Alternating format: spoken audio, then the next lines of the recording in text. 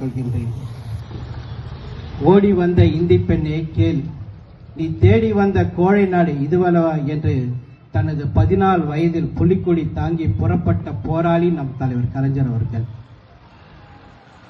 அவர் முதலமைச்சராக இருந்தபோது பல திட்டங்களை உருவாக்கி இருக்கின்றனர்.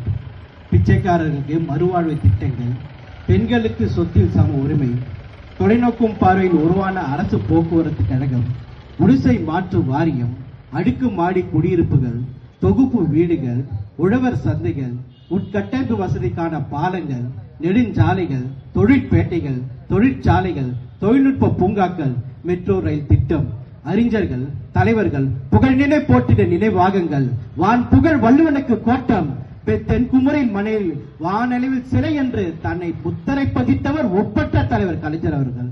வரலாற்று புதினமாக நம்மோடு வாழ்ந்து வருகின்றார். அவரை தொடர்ந்து இப்பொழுது நம் தலைவர் தளபதி அவர்கள் முதலமைச்சராக பொறுப்பேற்று 4 ஆண்டுகளில் பல திட்டங்களை உருவாக்கி இருக்கின்றனர். பெண்களுக்கு கட்டணமில்லா பேருந்து வசதிகள், இல்லத்தை ஆளும் குடும்ப பெண்களுக்கு மாதம் 1000 ரூபாய் உரிமை தொகை, புதுமை பெண் திட்டம், அரசு கல்லூரியில் படிக்கும் மாணவர்களுக்கு மாதம் 1000 ரூபாய் ஊக்கத்தொகை.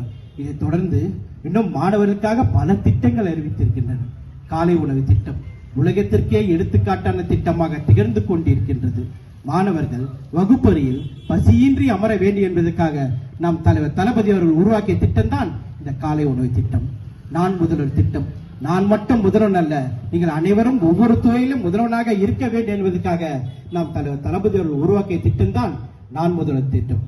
இல்லம் தேடி கல்வி மூலமாக கல்வி புரட்சிக்கே வித்திட்டப்பட்டுள்ளது.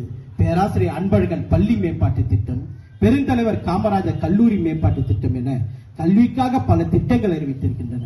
இதை தொடர்ந்து மருத்துவத்துக்கான திட்டங்கள், எய்ம்ஸ் மருத்துவமனை போல வெறும் செங்கல் மட்டும் வைத்து நின்று விடவில்லை.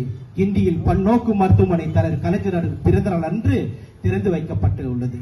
கொரோனா பேரிட காலத்தில் வாழ்வாதாரத்தை இழந்த மக்களுக்கு ரூபாய் 4000 நிதி உதவி, எண்ணுயிர் காக்கும் நம்மை காக்கும் 48, மக்களை தேடி மருத்துவம். இதை தொடர்ந்து மக்களை தேடி முதல்வர் திட்டம் விரிவுபடுத்தப்பட்டுள்ளன.